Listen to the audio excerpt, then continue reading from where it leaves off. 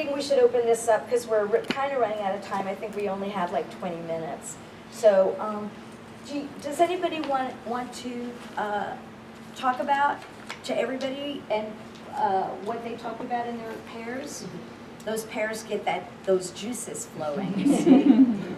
If you do it cold, people don't have time to think about what to say, but if you give them time to talk, they do. So anybody want to share with us what did you talk about? So we were just discussing, and he pointed out that it is really important to first encourage the student to actually even write something on paper and submit your assignment, rather than how well it is written or what how good it is.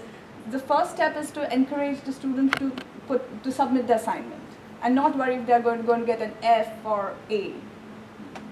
Right. So are you saying that the very first step is to just encourage them? Yeah. And how do you do that as writing coaches?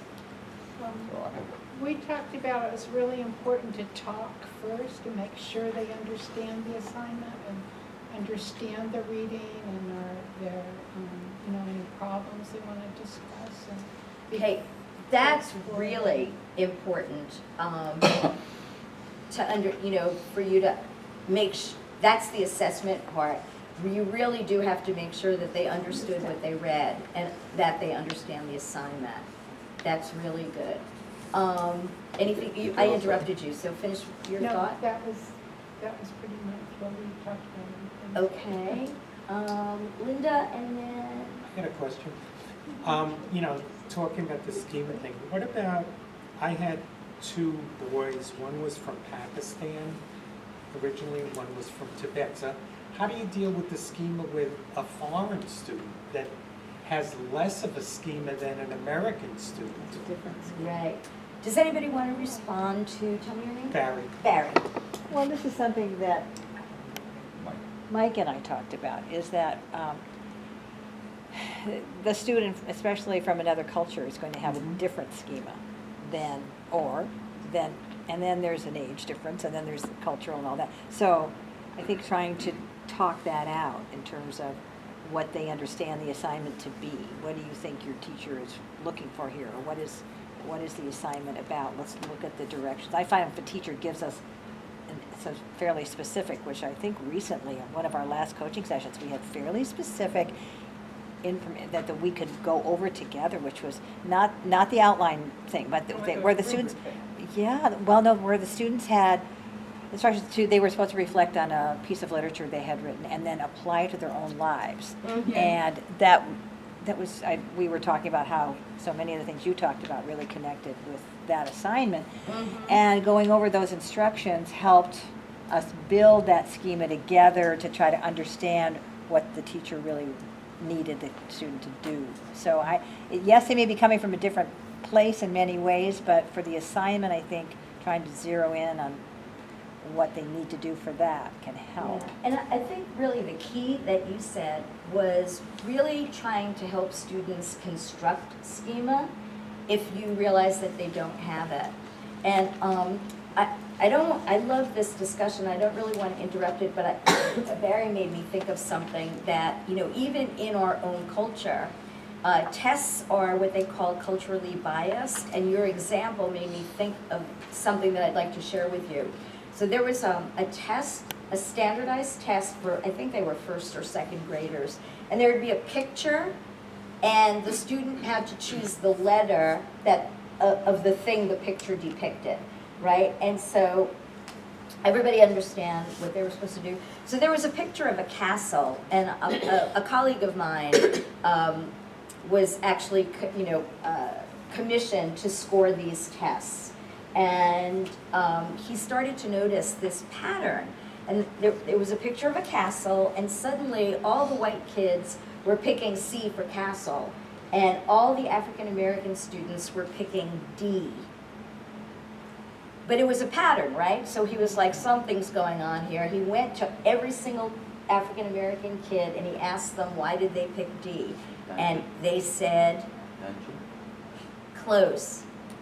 Prison? Disneyland. Oh, okay. And now the importance here is that he was able to catch it. But in most standardized tests, right, all these kids who actually went through the exact cognitive process that the other kids went through, right, all of those kids would have been marked wrong. And they would have gotten feedback saying that they got it wrong, even though they didn't get it wrong, they got it right. That's how tests are culturally biased. And there are many, many more examples of those things. And I just want to add quickly that the reason for that is because usually, and this of course is not always the case, there's always exceptions to every generalization, but you know how in many white families, they prepare students for a certain kind of literacy at school. So they'll ask them questions like, what's this? What's this? And the baby or child will say, a marker. Yes, this is a marker. In a lot of African American families, they don't use language in these imaginary ways. If they're asking a question, it's because they want to know the answer to that question. And they use language in very functional ways. So castles are not really a big part of the culture, but Disneyland certainly is, because they see ads for it, maybe they've gone to it. And it turned out that the castle was identical to the picture on the Disneyland ads. So, again, when you're dealing with schema, it's not only English language learners, but even people from other cultures within our bigger culture that you never really know what they know and what they don't know. I'm sorry I interrupted with that, but anybody else want to say something? What did you guys talk about? Yes. I was pointing to Linda. She's Oh, thank you. Linda? Okay. I wanted to get back to, I think you had asked a question, of how to approach students. And basically, as coaches, we are non-judgmental. We never want to judge our students, and also be really positive in our approach. And so that's what I love what you were saying about different things that we can think about if a student is being resistant or, just kind of a pain, and it's like, to kind of think about and maybe ask that student a little bit and check for comprehension in a respectful way. Also, Ray had suggested that it's always good to approach the student with what would you like to work on today. So it's sort of, it makes it more of an equal relationship.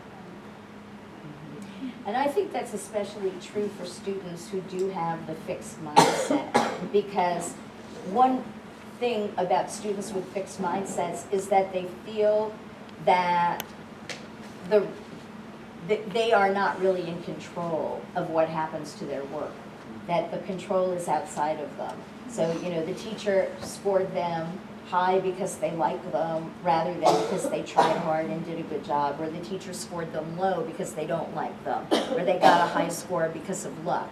So, bringing it back to, no, it is in your control, I think makes a big difference. That was a great suggestion.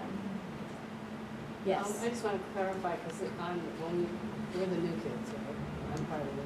And on our training last week, last Friday, they said you can say, what do you want to work on, but it's as it relates to the assignment. Because they can't come in and say, well, I want to work on Rolling Stones on Right. 2000. I want to work on my math homework. Yeah. Yeah. Yes, that's, You meant that, okay. yeah, absolutely, yeah. What do you want to work on within the possibilities of this essay assignment?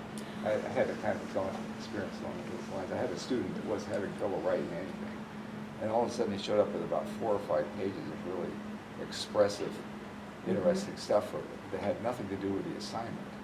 And so I ended up, I didn't know what to do about it. I didn't want to throw it away after struggling to get him to write anything. So we went in to see the teacher, Miss Rose, but she's kind of a strict constructionist. She said, "Nope, that's not what I asked for. You have to be a man. You have to write what I asked for." So Be a man? but You have to be a man? you have to be a man. You have to do what you have to. Yeah, you have to suck it up and do what you're Suck it up. told. Uh-huh. Well, I just on that, one of the issues that she often has in preparing the students, these are ELD students, and preparing them to take the tests is getting them to learn to read the prompt. And they read it and they have a totally different understanding of it, and that's why she's so insistent. This is not the only instance where This she wasn't said, even a- this isn't what you were supposed to write. And I think that that's one of the things that, especially if we're working with the LD students, is I've been amazed. I'll just say, okay, Josephine, where do you want to go with this prompt? And she'll start talking, I'm going, where was that? And because she's taken off on some Right. subpart of it, and I know that, when it comes down to the standardized tests and so on, that this approach is not going to work. And I think it's a really key part, making sure that they know the assignment and understand what the prompt is prompting them to do. And that really, I think, has to be the beginning phase when you're working with a student, to make sure that they understand it. And sometimes to have them read it, and then you can read it with them, This so wasn't that they actually get more misreading than the one prompt. It was read. totally- Say it He again? had read a bunch of books about the Second World War, was interested in. So he was supposed to be writing about something they had read, and instead it was, 4 or 5 pages about the Right. Second World War, and the Nazis Huh. the Russians. And what was the original prompt on? It certainly wasn't about the Second World War. I mean, it was Could the World War II have been a metaphor for whatever the prompt was? Probably not. Probably not. yeah, if you want to stretch the idea of metaphor far enough, it might cover it. I want to understand a word. When you said assignment, I understand what that is, but what's a prompt? Do you want to? What's a prompt? A prompt is the actual essay question.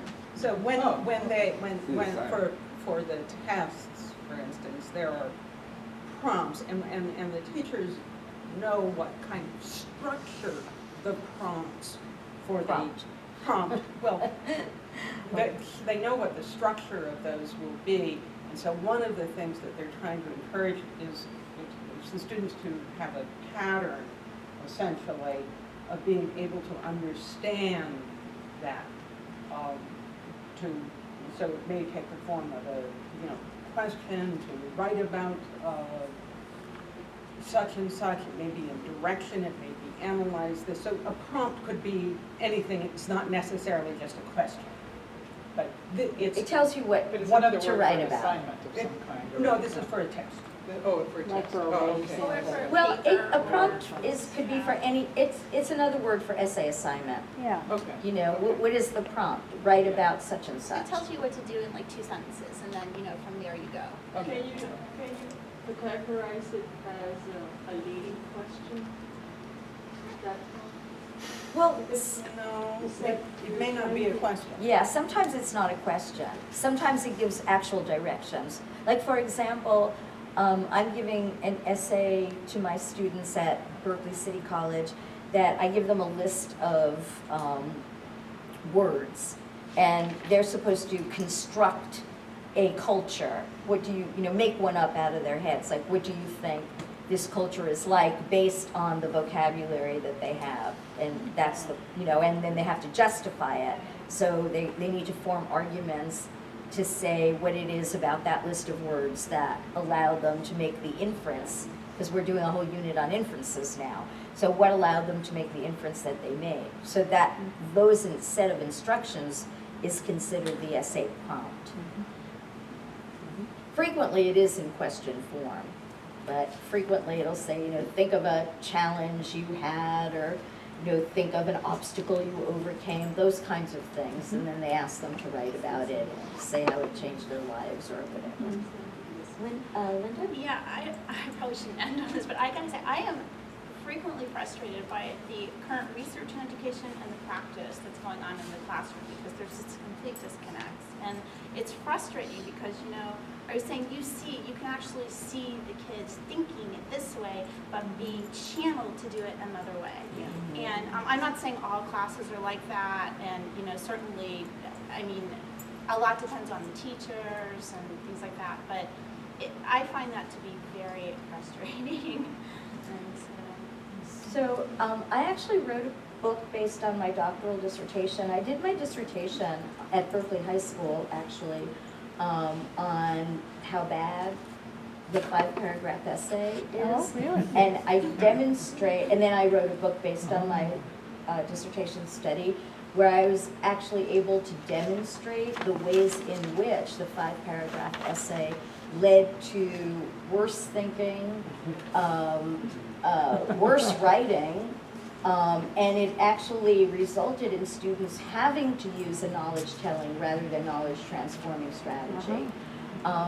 So I can do it might just make everybody more frustrated, I don't know, but I can come back at some time in the future and maybe do something on the 5-paragraph essay. That'd be awesome. And I am also, But would you do it for the teachers that are still? now I have to say one thing, and this was maybe the best day of my life, because I've had teachers argue with me about like, oh no, the 5-paragraph essay it gives them structure. It's like, you know, there are better ways to help students understand structure than giving them a formula. But I've had lots of teachers argue with me, and I did a presentation of my research at NCTE, National Council for the Teachers of English, and I had 200 people show up. Yeah. And I did my presentation, and at the end of it, when I left, I had one teacher come up to me and say, and she was also a very big person who looked like if she wanted to be mad at me, she could hurt me. And she came up with this like, I came to your presentation prepared to just destroy you. I was always a big believer in the 5-paragraph essay, but now, she said, after listening to you, she said, I'm definitely going to change my ways. And I was like, okay, this has to be the best day of my life ever. Better than my wedding night. Anyway, it was, you know, it was really gratifying, and I say this all the time. I'm trying to write another book about how poorly credential programs, and I've taught in a lot of them, credential programs are not really teaching English teachers how to teach writing. They're teaching them all the theory stuff that I'm giving you here, but they're not really teaching them the exact way to actually teach writing. And that, I think, is a really big problem. Is there such a thing as a way to teach writing? What's that? Is there such a thing as a way to teach writing? It's a mystery to me if there is. What's that? A way to teach writing. He says, is there really teach such a, is there such Oh, a thing as a way to teach grammar writing? and, you know. No, you can teach them. You can teach them how to create structure. You can teach them how to develop their ideas. Next time I come, I'll bring some stuff with me. I have a couple of things that I use that help students generate ideas, develop their ideas, create coherence in their writing. There are ways to teach writing. The best way, however, and I do have to say this, that I have 40 students in my class. I do teach them how to create essays and develop paragraphs, and I teach them sentence level stuff as well, grammar and punctuation. But if I notice anything going on in their writing, I will have a private conversation with them. And I have private conversations with almost all of my students, and I let them revise their papers as many times as they want to, because I feel that really one-on-one is really the most effective way of teaching writing, and that you can lose a lot of students in a whole class, but when you get them one-on-one, it really makes a difference. And that's why I would love to see the writer-coach connection model actually become a part of our education system, and turn that paradigm into coaching, because I do think they learn better one-on-one in writing. Is there a way you could give us some resources? You were mentioning things you might bring to another workshop, but things we might look up and read on our own in case we don't see you for a while? Let me think about it, and I'll send out a list. Okay. But you know, a lot of the things that they do have out there, a lot of the resources are not as good as us just putting together our own meaning making. Like, really the most important thing is to help the students understand that writing is really a struggle. There's a lot of students that believe if they were good writers, they could sit down and just bang it out, press the print button and turn it in. And so, you know, they feel that any hard work they have to put in means that they're bad writers. And so that Right. makes I them think- not write Right, also. I think so too. So to teach them what writing really is, professional writers, we just saw, how many of you went to the Annie Lamott It was talk so- the other day? We didn't go, it was sold out. when So, we yeah, it was decided too to go. expensive, I know. Well, you know, I used one of her, she wrote a book, Bird by Bird, and I used one of her excerpts, you know, where she talks about the shitty first draft. And that even professional writers have to write that shitty first draft. So if you can get the students to understand that hard work and struggle is part of the writing process, and that writing is really revising. Good writers are really nothing more than good revisers. That's half the battle. And then and you can teach them how to revise and edit too. And the other half of the battle is to really make sure they understand that writing is about making meaning, not just following the rules. They're always one-sided. It's always about what they have to do.